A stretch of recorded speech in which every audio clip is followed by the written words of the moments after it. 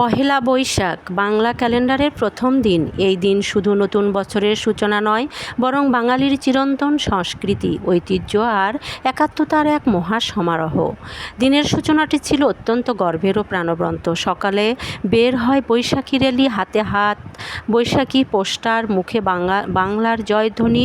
কলেজের মাঠ থেকে শুরু হয় এক বর্ণাঢ্য র্যালি, যেখানে শিক্ষক, কর্মচারী সকলেই অংশ নেয়। র্যালিটি শুধু পথচলা নয়, বরং ছিল আমাদের সংস্কৃতি ও জাতিসত্তার এক দৃশ্যমান প্রকাশ। শহরের পথ জুড়ে ছড়িয়ে পড়ে বাংলার গানের ছন্দ আর বাঙালির প্রাণের রং। র্যালির পর আমাদের কলেজ প্রাঙ্গণে রূপ নেয় এক উৎসবস্থলে। লাল সাদা শাড়িতে রাঙানো মুখগুলো যেন যুগ যুগ ধরে রহমান বাঙালির নারী শক্তির প্রতীক, আর পাঞ্জাবি পাজামায় সজ্জিত ছেলেরা যেন দাঁড়িয়ে আছে বাংলার সংস্কৃতির প্রহরী হয়ে। প্রত্যেকের চোখে মুখে ছিল আনন্দের দীপ্তি, হৃদয়ে ছিল বাঙালিয়ানা আর সম্প্রীতির বার্তা। আমাদের আয়োজন শুরু হয় সাংস্কৃতিক অনুষ্ঠান দিয়ে। কলেজের নিজস্ব ব্যান্ডের বাদ্যযন্ত্রের তালে তালে ছড়িয়ে পড়ে সঙ্গীতের মাদকতা। কখনো দেশের গান, কখনো লোকসঙ্গীত, আবার কখনো সমবেত নৃত্য ধরা দেয় বাংলার মাটির গন্ধ। আমাদের শিক্ষকরাই কিন্তু এখানে শিল্পী।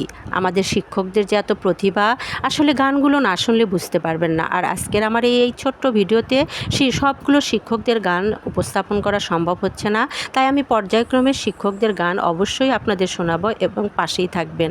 তার সঙ্গে যোগ হয়েছিল অতিথি শিল্পী। একটি দিন যেখানে প্রতিটি মুহূর্ত আমরা নিজের শিকড়ের কাছে ফিরে যাই। তারপর আমাদের শুরু হয় ঐতিহ্যবাহী খাবার পরিবেশনার মাধ্যমে। ইলিশ ভাজা, আলু ভর্তা, কাঁচামরিচ, কাঁচা পেঁয়াজ আর স্বাদে গন্ধে অপূর্ব পান্তা ভাত। এই খাবার শুধু পেট ভরায় না, এটি বাঙালির ইতিহাসের স্বাদ বহন করে। কৃষিনির্ভর সমাজে শ্রমজীবী মানুষের সাথে আমাদের যোগসূত্র তৈরি করে দেয়। পহেলা বৈশাখে আমরা শুধু নতুন বর্ষকে স্বাগত জানাই না, বরং প্রজন্মের পর প্রজন্ম ধরে বহমান যে সংস্কৃতির যে ইতিহাস, তার সাথে আমাদের হৃদয়কে জুড়ে দিই। এই উৎসবের মাধ্যমে প্রমাণ হয় শিক্ষাঙ্গন শুধু পাঠ্যপুস্তকের জায়গা নয়, এটি হচ্ছে হৃদয়ের বিকাশ, সংস্কৃতি চর্চা এবং মূল্যবোধ শেখার এক অনন্য ক্ষেত্র। এসো হে বৈশাখ, এসো এসো। কারণ বৈশাখ মানে নতুন সম্ভাবনা, নতুন স্বপ্ন আর নিজেদের সংস্কৃতিকে আরও গভীরভাবে ধারণ করার এক রঙিন প্রয়াস। আজকের এই আয়োজন আমাদের কলেজের পরিবারকে আরও শক্ত করে বেঁধে দিয়েছে। এই উৎসবের প্রতিটি মুহূর্ত, প্রতিটি হাসিমুখ আমাদের আগামী দিনের জন্য স্মৃতির ভাণ্ডার হয়ে থাকবে। আর হ্যাঁ, পহেলা বৈশাখী অনুষ্ঠানে আমাদের কলেজের স্যারেদের নিজের কণ্ঠে গাওয়া গান যদি আপনারা শুনতে চান, তাহলে কমেন্টসে জানান। আর ভিডিওটি ভালো লাগলে অবশ্যই ফলো দিয়ে লাইক করে পাশেই থাকুন।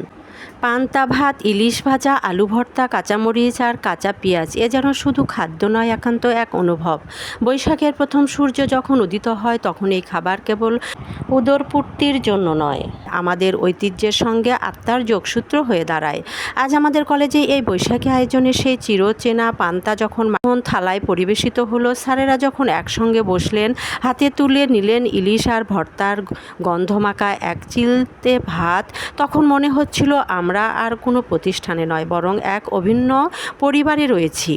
কোনো কৃত্রিমতা নেই কোনো আলগা ভান। এই খাওয়ার মুহূর্ত যেন বাংলার মাটির গন্ধ মিশে যাওয়া প্রাণের উৎসব। শিক্ষক, অফিস সহকারী যে যার আসনে বসে নয়, পাশাপাশি বসে ভাগ করে নিলেন সেই ঐতিহ্য যা কেবল বাঙালির হৃদয়ে বেঁচে থাকে। এখানে খাবার ছিল, তবে তার চেয়েও বেশি ছিল এক টুকরো ভালোবাসা। বৈশাখের প্রথম দিনটি যেন আমাদের জন্য রেখে গেল এক গোধূলি বেলায়, যেখানে পান্তার গন্ধে মিশে আছে আত্মিক শান্তি আর ইলিশের কাটা ফাঁকে লুকানো অপার আনন্দ। পহেলা বৈশাখ আসবে প্রতি বছর, কিন্তু 1432 সালের এই বৈশাখ, যেখানে শুধু আমরা ছিলাম, আমাদের মানুষগুলো ছিল, এই স্মৃতি গেঁথে থাকবে সময়ের বুক জুড়ে। যেমন নদীর পাড়ে পড়ে থাকা পাথরের জলের দাগ থেকে যায়, আমরা গাই এসো হে বৈশাখ, এসো এসো। এসো আমাদের জীবনের ক্লান্তি ঝেড়ে নতুন আশার বীজ বুনে দাও। এসো আবার মনে করিয়ে দাও আমরা বাঙালি, আমরা ঐতিহ্যের ধারক।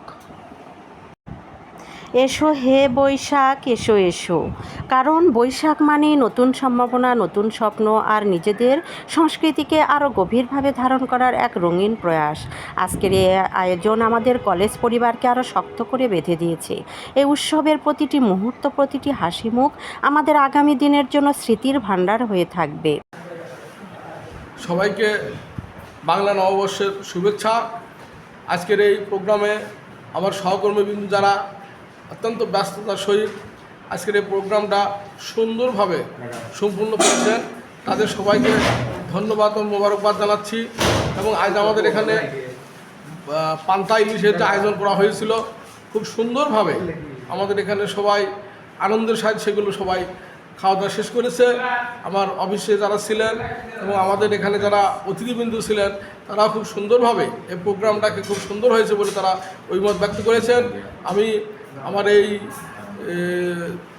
দীর্ঘ কর্মময় জীবনে ইতিপূর্বে আমরা বাংলা নববর্ষ এখানে আনন্দ উৎসবের সহিত সম্পূর্ণ করেছি।